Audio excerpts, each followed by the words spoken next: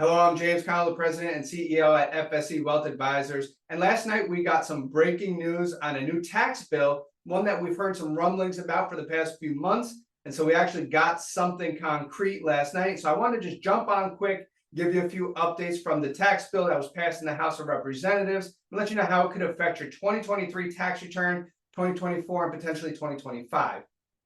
So the bill was titled Tax Relief for American Work, Families and Workers Act of 2024, and that's quite a mouthful. They just never make the titles of any of these bills easy, probably by design.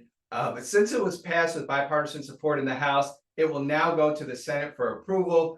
It's also important just to understand that the bill is still in the proposal stage, right? Moving through Congress, but not yet signed into law. Now, the first major change I want to touch on is the change to the child tax credit. So currently we have a refundable total based on the child tax credit. However, the new tax bill will change this to a per child basis, allowing for a refundable portion per child, right? So there's also an increase in the refundable limit, moving from $1,800 in 2023 to $1,900 in 2024 and $2,000 in 2025. Additionally, the child tax credit will be temporarily adjusted for inflation in 2024 and 2025, meaning it could go higher to, say, $2,100 for a refundable tax credit.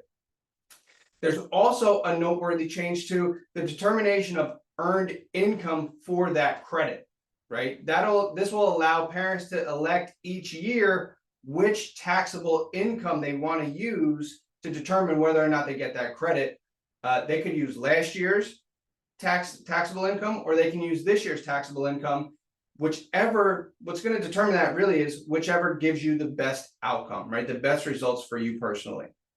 In addition to those individual changes, there's a significant adjustment coming for businesses. Specifically, I'm talking about Section 174, which pertains to innovation and growth credits, research and development expenses. So the R&D credit, which expired back on December 31st of 2021, is now proposed to be retroactively enacted for any expenses that occurred after that date. Meaning, if you spent money on R&D in 2022, you can go back and amend your return and actually get credit for those expenses.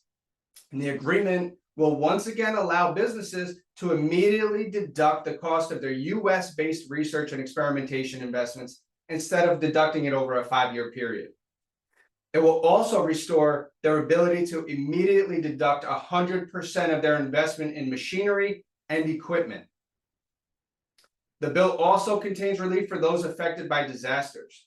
Anybody who's been affected by a recent hurricane, flooding, wildfires, and it specifically names the folks in Ohio in East Palestine who dealt with the train derailment last year. Finally, in order to fund these tax breaks, which we're always wondering how we're going to pay for this, the bill proposes to accelerate the closure of the COVID-related employee retention credit, just because there's been tons of fraud there. I think probably billions of dollars. I can't prove that, but that would be my guess. And so I'm happy they're going to close that. They're going to get rid of that, hopefully bring more revenues into the Treasury, which will then offset some of these tax breaks that were given to people who need them. So keep in mind, the bill is not yet signed into law, right? I said that earlier, I'll say it again, but you got to stay informed as it does progress through Congress.